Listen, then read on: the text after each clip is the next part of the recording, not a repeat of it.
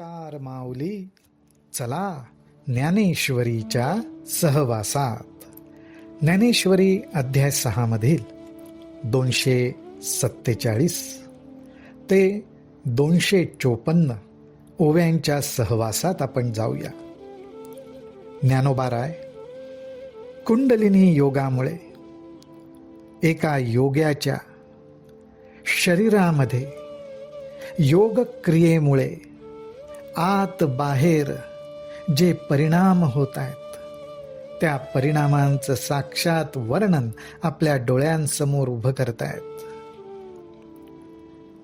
ज्ञानोबाराय असं म्हणतात, तव वरिले कडो निढाळे चंद्रामृताचे तळे कान वडोनी मिळे शक्तिमुखी. ह्या ओवीच्या अगोदरची जी ओवी आपण पाहिली 246, त्या ठिकाणी माऊलींनी सांगितलंय की नाकाचा विषय वास घेणं, पण त्या विषयासकट आता शक्तिमातेने मध्यमेमध्ये अर्थात सुषुम्नेमध्ये प्रवेश केलेला आहे. अर्थात ही कुंडलिनी शक्ती आता नाकापाशी येऊन पोचलेली आहे. तव वरिले कडो निढाळे, त्याच्या वरती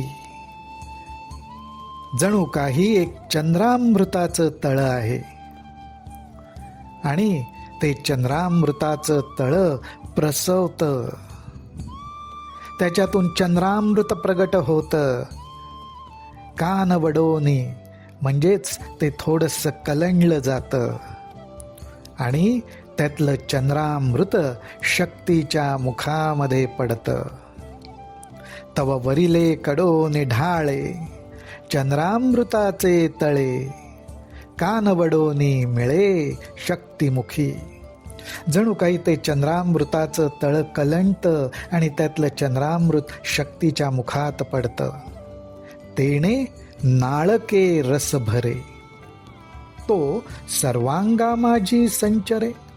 नाळके म्हणजेच त्या मध्यमेमध्ये सुषुम्ना नाडीमध्ये तो चंद्रामृत रूप रस भरून जातो आणि तिथून तो सर्व अंगामध्ये पसरतो. तो सर्वांगा माझी संचरे, जेथींचा तेथ मुरे प्राण पवनू. माऊली हो, हा चंद्रामृताचा रस आहे आणि रस म्हटल्यावर तो मुरून जायला पाहिजे, एक रूप होऊन जायला पाहिजे. त्याप्रमाणे तो जिथल्या तिथे मुरून जातो.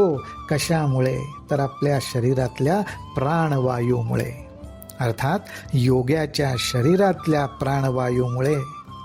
त्या सुषुम्ना नाडीमध्ये भरून उरलेला तो चंद्रामृताचा रस सर्व शरीरात पसरतो आणि प्राणवायूच्या साह्याने जेथल्या तेथे मुरून जातो. अशा वेळी आतून त्या योग्याची अवस्था कशी होते त्याचं वर्णन करताना ज्ञानोबाराय म्हणतात, तातलिये मुसे, तातलिये मुसे मेण निघोनी जाय जैसे. मग कोंदली राहे रसे वोतलेनी. ज्ञानोबारायांनी इथं मेणाच्या मुसेचं रूपक घेतलेलं आहे आणि ते म्हणतात मेणाची मूस बनवावी आणि त्या मुसीमध्ये गरम रस ओतावा, अर्थात एखाद्या धातूचा गरम रस ओतावा. त्यामुळे काय होतं माऊली, तर त्या उष्णतेमुळे ते मेण वितळून जातं, पण वितळून जाता जाता त्या धातूच्या रसाला मात्र मुसेचा आकार देऊन जातं. तैसे पिंडाचे नि आकारे ते कळाची का अवतरे. वरी त्वचेचे नि पदरे पांघुरली असे. ह्या मेणाच्या मुशीचं जे रूपकात्मक वर्णन माऊलींनी समोर ठेवलंय, माऊली म्हणतात त्याच पद्धतीने तो पिंडाचा आकार अर्थात शरीराचाही आकार त्या चंद्रामृताच्या रसाचाच होऊन जातो. चंद्रामृत म्हटलेलं आहे. आता त्या चंद्रामृताचे जे गुणधर्म असतात ते सर्व त्या शरीरभर पसरलेत. ते कळाची का अवतरे. त्या चंद्रामृताचे गुणधर्म सर्व शरीरभर पसरून जातात. वरती जी त्वचा आहे त्या त्वचेने जणू काही शरीराला पांघरून घातलंय, आवरण घातलंय, पण ते निमित्त मात्र असतं. त्याच्या खाली सर्वत्र अमृत कला. जैशी आभाळाची बुंथी करुनी राहे गभस्ती, मग फिटलिया दीप्ती धरुनी. अहो ज्ञानोबाराय म्हणतात, आकाशामध्ये ढग जमा होतात, त्या ढगाचं आवरण म्हणजे जणू काही त्या ढगाचं पांघरून सूर्यनारायणावर पडतं आणि काही काळ त्याचं तेज कमी होतं. परंतु जसं ते आवरण नाहीसं होतं त्या क्षणीच सूर्यनारायण त्या तेजाने परत एकदा प्रकाशित होऊन आकाशामध्ये प्रकाशमान होऊन जातात. सगळीकडे तो प्रकाश पसरतो. तैसा आहाच वरी कोरडा, त्वचेचा असे पातोडा, तो झडोनी जाय कोंडा जैसा होय. त्या ढगांच्या आवरणासारखाच हा त्वचेचा जो पडदा आहे, आवरण आहे, ते कोरडं आहे, ते निमित्त मात्र आहे. परंतु ज्याप्रमाणे एखाद्या धान्याचा कोंडा उडून जातो, झडून जातो, नाहीसा होतो, त्याप्रमाणेच या त्वचेचा सुद्धा जणू काही कोंडा नाहीसा झाल्यावर आतली जी अमृताची कला आहे ती तशीच आहे, दैदिप्यमान आहे, स्वयंप्रकाशित आहे. मग काश्मीरीचे स्वयंभ का रत्न बीजा निघाले कोंभ, अवयव कांतीची भांब तैसी दिसे.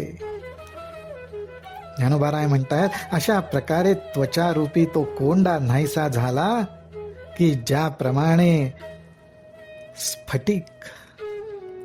स्फटिक हा स्वयंभू असतो, तो बनवता येत नाही, तो स्वयंभू प्रगट होतो. त्या स्फटिकाप्रमाणे स्वयंभू तेजानी हा योगी उजळून जातो.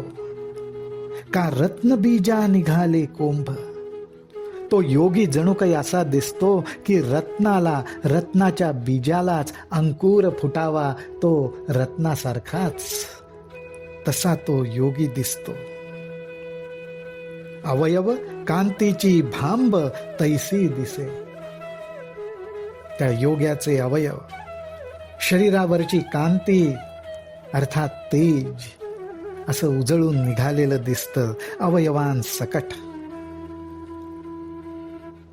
ह्या योग्याचं हे वर्णन करताना ज्ञानोबाराय अजून एका उपमेची उधळण करतायत आणि ते म्हणतात, ना तरी संध्या रागींचे रंग काढूनी वळिले ते अंग.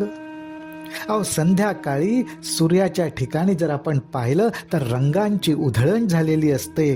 ते रंग काढून जणू काही ह्या योग्याच्या शरीराची बांधणी केलेली आहे, असं ते योग्याचं शरीर दिसतं. ना तरी संध्या रागींचे रंग काढूनी वळिले ते अंग, की अंतर्ज्योतीचे लिंग निर्वाळिले.